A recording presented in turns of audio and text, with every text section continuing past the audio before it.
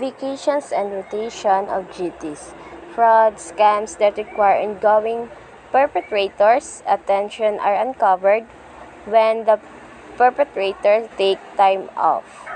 Confidentiality agreement and fidelity bond insurance. All employees, suppliers, and contractors should sign and abide by a confidentiality agreement.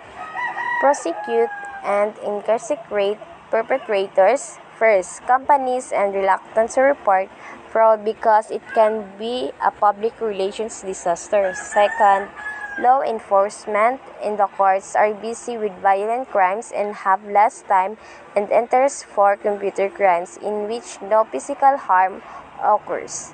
Third, fraud is difficult, costly, and time-consuming to investigate and prosecute. Fourth, many law enforcement officials, lawyers, and judges lack the computer skills needed in investigate and prosecute computer crimes. Fraud sentences are often light. External influences. Requirements imposed by stock exchanges, the Financial Accounting Standard Board, the PCAOB, and the CEC. They also include requirements imposed regulatory agencies such as those for banks, utilities, and insurance company. Objective settings is the second ERM component.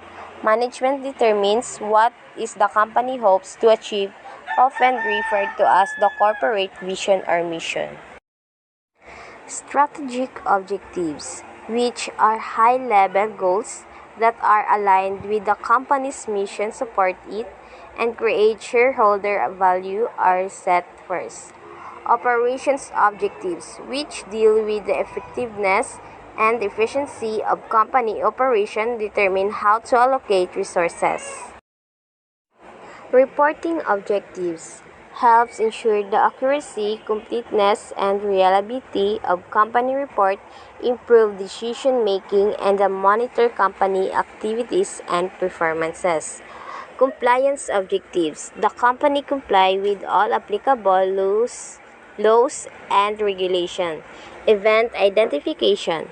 An incident or occurrence emanating from internal or external sources that affects implementation of strategy or achieve of objectives.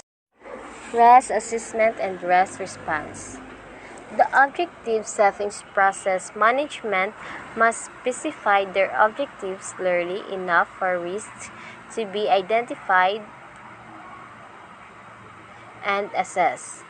Inherent risk is the susceptibility of a set of accounts or transactions to significant control problems in the absence of internal control. Residual risk, the risk that remains after management implements internal control or some others respond to risk. Reduce, the likelihood and impact of risk implementing. Accept, the likelihood and impact of the risk. Share, risk or transfer is to someone else by buying insurance, outsourcing an activity, or entering into hedging transactions. Avoid, risk by not engaging in the activity that produces the risk. Estimated likelihood and impact. Identify the event or the threat in the confront the company. Estimate the likelihood or probability of each threat occurring. Estimate the impact or potential loss from each threat. Identify control to guard against each threat. Estimate the costs and benefits from instituting control. It is the cost beneficial to protect the system from a threat. Reduce the risk by implementing control to guard against the threat. Sa no side is mag-avoid share of accept risk. Identify controls. Management should identify controls that protect the company from each event. Estimate costs and benefits.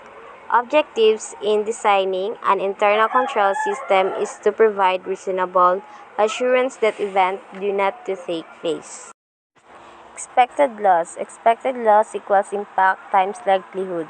The value of control procedures is the difference between the expected loss without it. Determine costly benefits effectiveness. Management should determine whether a control is a cost beneficial. Implement control or accept, share, or avoid the risk. Cost-effective control should be implemented to reduce risk. Table 7.2 Benefits analysis of pair validation procedure without validation procedure with validation procedure. Net expected differences. Cost to process entire payroll $10,000 without and within. Likelihood of payroll data error 15% and 1%. Expected in processing costs $1,500 and $100 and $1,400 for the net. Cost for validation procedure none $0, $600 for the net. Net expected benefit of validation net expected is $800.